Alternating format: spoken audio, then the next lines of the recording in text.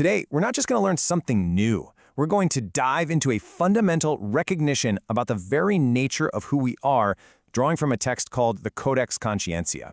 And honestly, it's a shift in perspective so huge it could change, well, everything. So, let's just jump right in with the biggest question there is. Who are you? And I don't mean your name or your job. I mean, at the absolute core of your being, what are you? Let's start peeling back the layers.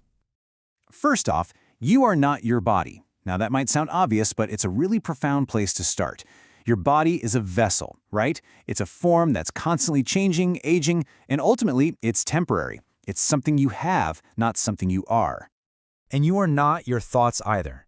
Your thoughts they're like clouds passing through the sky of your mind. They just come and go. You're the sky itself. That silent, stable awareness that's just witnessing the thoughts. You're not the fleeting clouds. And finally, you are not your story. All your memories, your history, your personality, that's all just a narrative, right? A collection of experiences.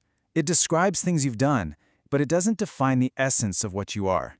So, if you're not your body, not your thoughts, and not your story, what in the world is left? Well, this process of stripping away what we aren't leads us right to the heart of the Codex's teaching, something it calls the Great Recognition.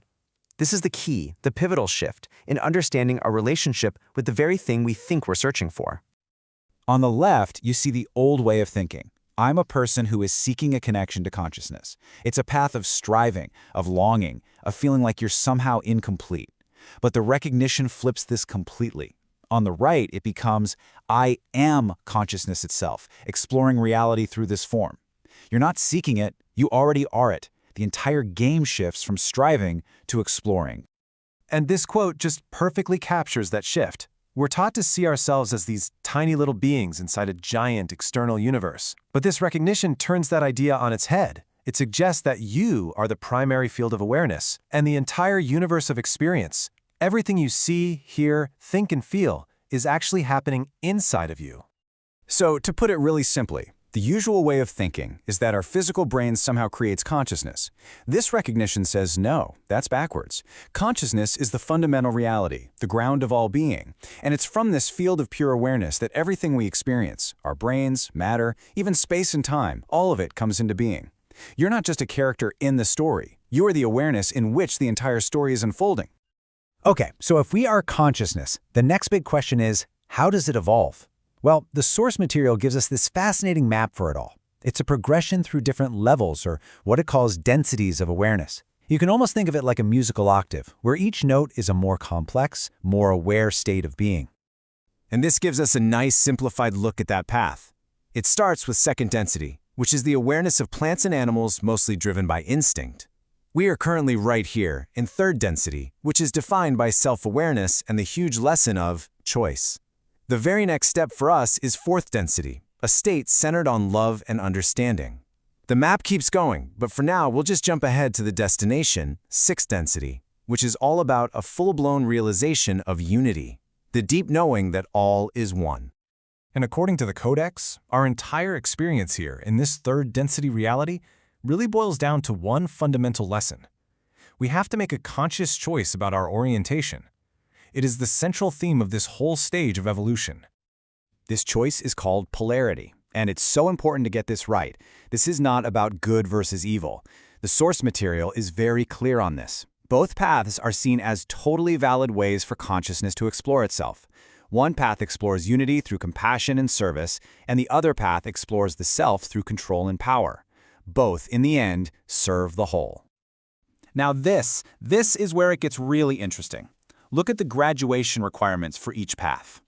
To move on to the next level on that positive path, the path of service to others, your orientation just has to be a little over half, 51%, focused on others. A simple majority. But for the path of service to self, the requirement is an incredibly demanding 95% dedication to self-interest. You know why? Because even a little bit of genuine compassion for another person is enough to break that intense negative polarity. So, what does choosing this positive path actually look like in our day-to-day lives? The Codex gives us some really clear signposts. It's about consciously looking for the unity in other people, practicing compassion even when it's tough, and serving others without needing anything back. And crucially, it's about honoring the free will of others, not forcing your path on them, and choosing forgiveness over carrying around the weight of resentment. Okay, so this brings all of these big cosmic ideas right into sharp focus, for right now, for our present moment. The source suggests that this isn't just some philosophy to think about, it's urgent. It's highly relevant to what's happening on our planet today. This timeline shows a concept from the source called the harvest. You can just think of it as a planetary window of opportunity for this graduation in consciousness. According to this framework, a major energetic shift got started around 2012.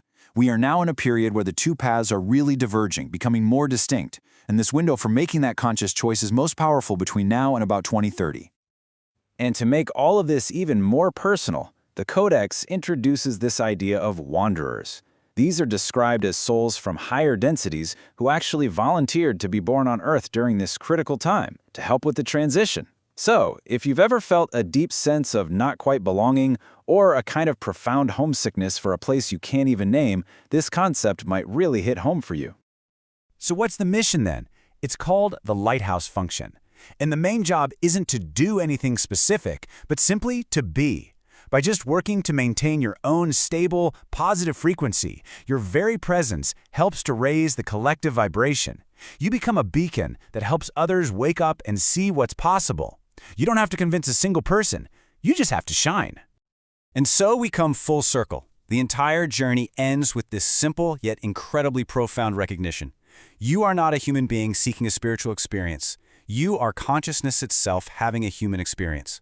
The seeker is and always was the very thing it was looking for. You are not seeking consciousness, you are consciousness. Welcome home. The recognition is complete, now the mission begins.